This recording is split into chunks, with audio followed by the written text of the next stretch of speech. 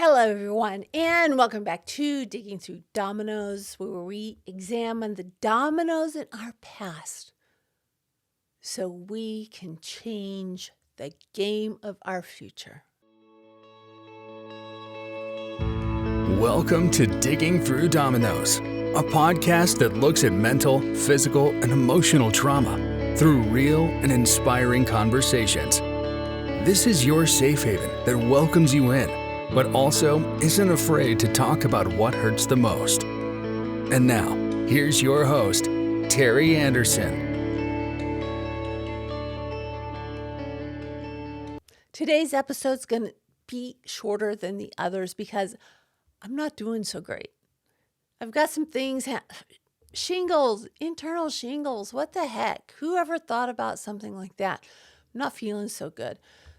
Plus, therapy last week. I have therapy every Friday. Every Friday for years. And I love my therapist. I think a lot of people shy away from therapy because they cannot find a therapist that they can connect to. And that happened to me. It took me years to find the right therapist and the right psychiatrist. And I've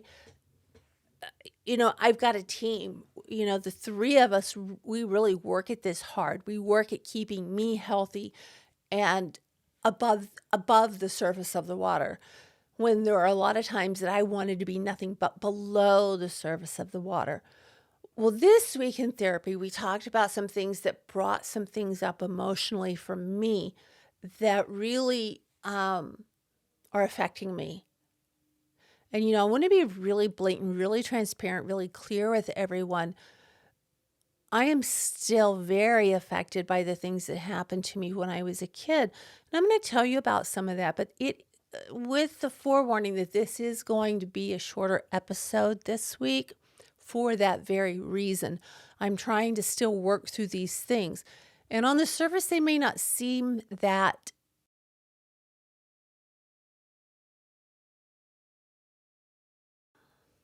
crucial. But to me, what it did, it brought back those feelings I had in full force. We were talking about the death of the one person in my life I knew loved me beyond measure. That was my grandmother. I mean, I want you to picture this, okay? Here I am, this little kid. I was probably 4 or 5 years old. My grandmother had a farm that she rented out. She was very cosmopolitan, very chic and, way cool. She was born on the farm. She hated it. She was always embarrassed that had been born on a farm and she didn't have shoes and she didn't have a horse to ride to school, that she had to ride to school on a mule. So she really pushed and she got herself out of that town, but she kept that farm. And we were at the farm one time, I don't know, doing farm business or whatever. She took me with her a lot. And there was, I don't remember what it was called. It was sort of like a reservoir. It was like, in the Beverly Hillbillies, they call the swimming pool the concrete pond. Well, this, to the best of my recollection, it was a concrete pond, but it was above ground. I don't know how big it was. It had some fish in it. And there was one particular fish I wanted. And I'm watching this woman dressed to the nines, take her shoes off, roll her pants up, climb into that reservoir, whatever it was, to catch the only fish I wanted. I didn't want any of the other fish. I wanted that one blue fish. And I'm watching her with a jar walk around trying to catch that damn fish. If that doesn't say I love you and I want you to know I love you, I don't know what does. But she did it. My parents never would have done that. Never, never, never. But we were talking about her and the things that she had done that really made me feel wanted, accepted, and cherished. And then what her death did to me. Being the age I was almost 16 years old. I was blessed. I had a much longer time with my grandmother than my cousins did. And I was also the first grandchild. I was a girl, first grandchild, and therefore I held the crown in the grandchild arena, according to my grandmother. And I have to say that my aunts, I think they gave me a little bit of grace in that. I think with me, I would have a little bit of trouble with my mother indulging one grandchild over another, but I think they may have had a little grace with me because they did see what I went through with my parents. Being, almost 16, there are some things that they told me. There were a lot of things that they didn't tell me. We did some wonderful, wonderful things before she died. And when she died, it was the strangest thing. I was in bed, I was asleep, and my mother came into my room and woke me up. And she said, "Teri, Dina just died." I said, "I know." And my mother just collapsed crying on me, which was for me very uncomfortable and very unusual because my parents did not touch me. They did not hug me. And I can remember looking back at Christmas photos with my mother and her sisters and their families. And we'd always get a picture every Christmas. And in my aunt's families, they're laying on each other, they're hugging each other, they're, being all lovey-dovey. But in the pictures with my family, we were about 6 inches apart. Everyone's arms were crossed and no one was touching. That, I think, was the first time I realized there was a real, legitimate problem with my family. And I don't know how I got off on that track talking, I guess because I didn't want to really have to talk about the death of my grandmother. But my mother came in and she said Dina had died. And I knew because I had just had a dream, if you could call it a dream, or was it not a dream? Did I actually travel there? Did she beckon me to her in her final moments? I remember being in the bedroom that she was in, and we were talking. I had been out and bought a dress that day for a school dance, and there was a sandstorm, which was very unusual in DFW. But back on the farm, it wasn't unusual at all. They were all the time. And I remember telling her, we talked for a bit. She told me how much she loved me. I was telling her, she asked me about my day. I told her about the sandstorm. It was just like the sandstorms back in Big Spring. And it hurt. It would sting your legs when you would walk in. It would sting your face. It was horrible. And I don't know how long I felt I was there. Seems like I was there long enough to have a pretty good conversation with her. And then at one point, she told me she loved me again. And she said, "You need to go now because Sandy will be here in a minute." Sandy was my aunt, and my grandmother was at that time staying with my aunt while she was sick. And the next thing I knew, my mother was tapping me on the shoulder, telling me that she had died. And my answer to her was, I know. I was telling this to my therapist, and he asked me a question. He said, "Teri, how long did it take you to really come to terms with the death of your grandmother? You speak about her a lot. You let me know she was really your only trusted caregiver besides your other aunts. How long did it take you to process her death?" And I sat back because that was a question I've thought of before. I know for about 5 or 6 years, I didn't think about it. It was actually 7 years after she died. I went to the cemetery and I just fell apart in the cemetery on her grave. And I spent the entire day there. But I told him something that I hadn't really thought of before. And that was that I pretended that she wasn't dead. Here I am, almost 16 years old. And I'm saying, to myself, logically, I knew my grandmother was dead. I was at the funeral. I saw the whole thing. I was there. I knew it. But in my heart of hearts, I would tell myself she was going to another country to get treatment. She was going to get well and she was going to come back for me. She wasn't going to leave me in the situation that I was in. She was going to surprise us all. She was going to come back. Her hair was going to be back. It was raven black. She was gorgeous. And she was going to be healthy and whole, and everything would be just like it was when she was there, or at the times when I was with her. And he said, "Really? You had this fantasy?" And it was like, yeah, it was really, I thought about it a lot. I thought about it. It seems like almost every day. Is she going to come back today? Is she going to be here today? I wonder what country she's in today. I wonder what treatment she's trying today. So I was really trying to convince myself, I guess, that my grandmother had not died. And then he asked me if I had ever had any other similar situation. And I thought for a second, and I looked at him virtually and said, yeah, when I was a little girl, I had a pretend family. And I knew they were a pretend family. It wasn't like I was telling myself my grandmother was coming home.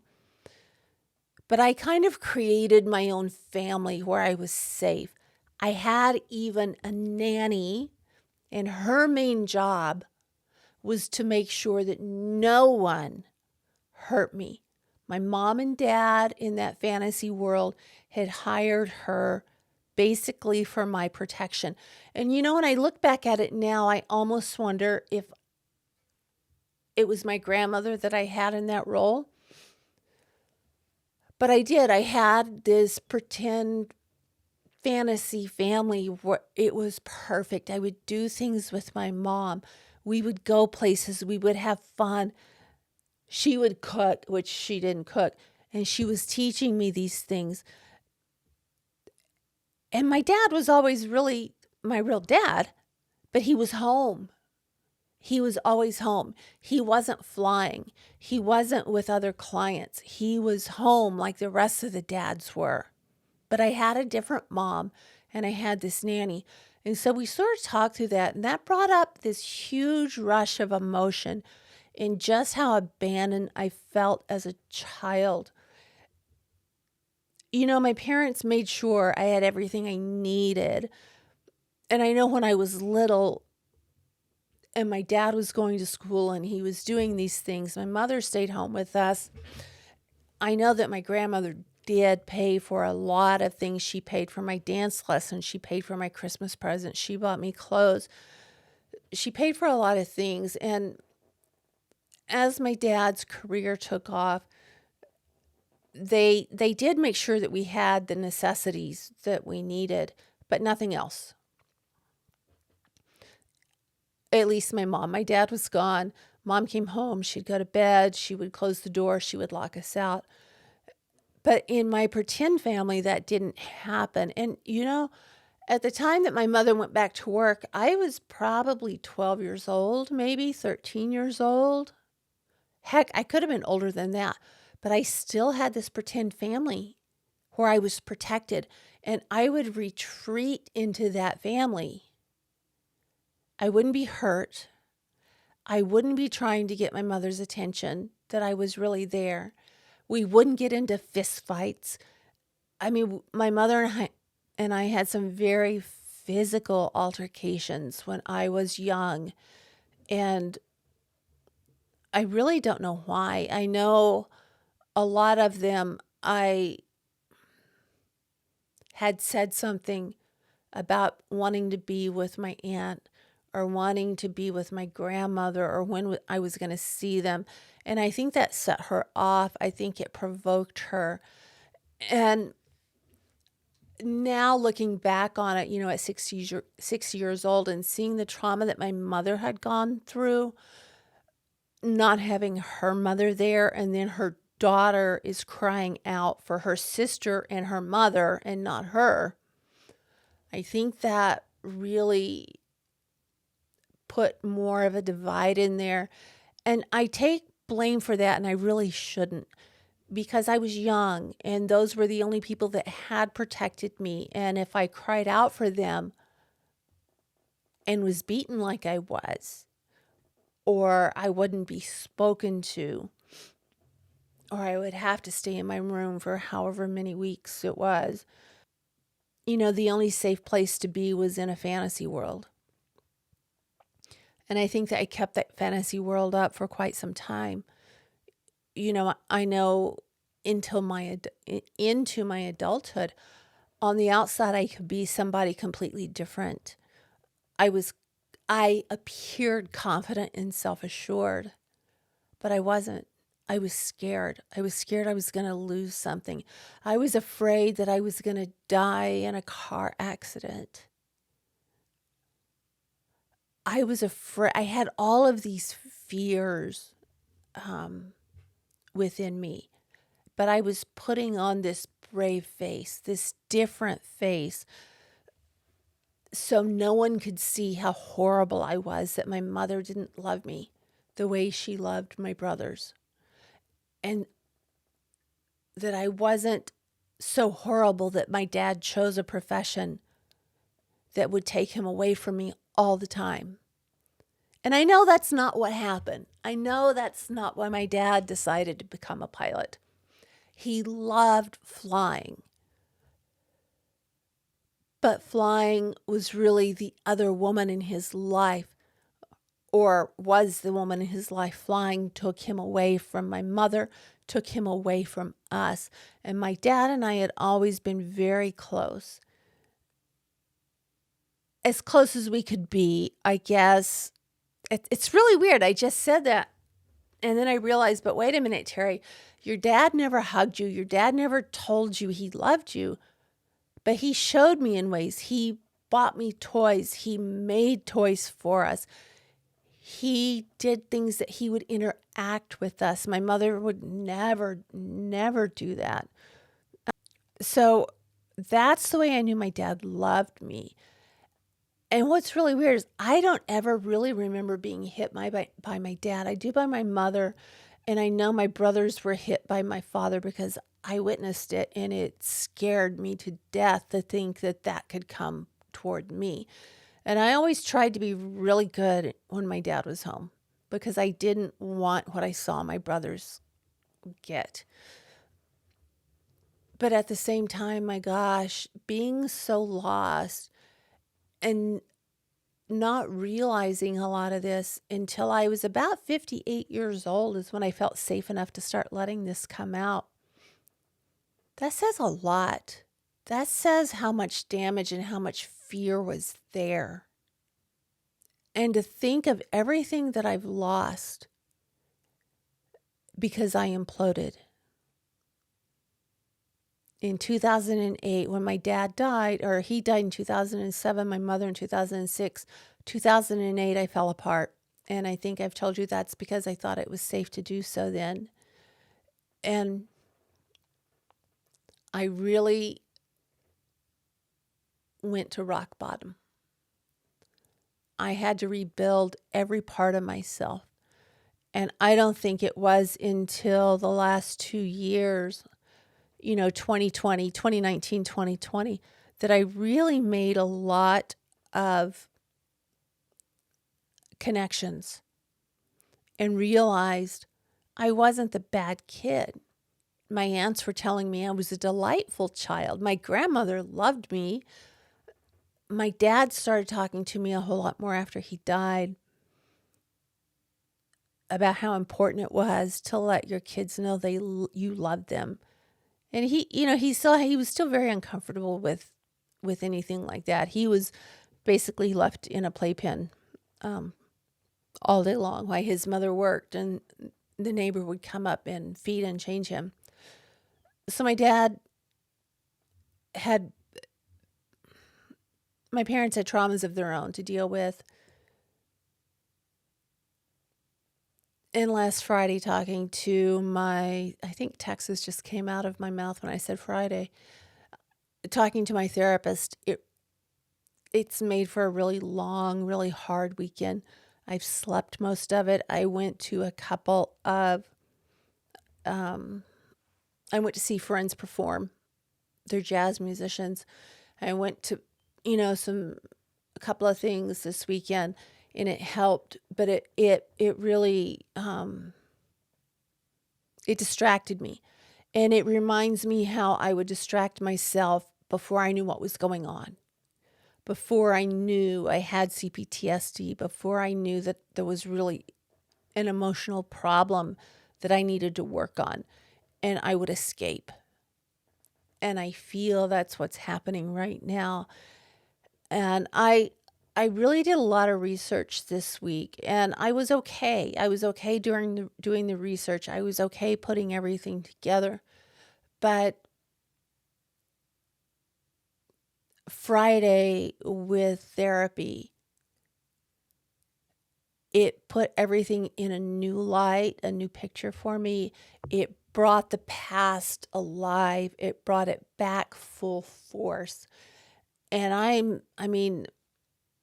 struggling right now. Where is that? Let me find it here. Bessel Kolk.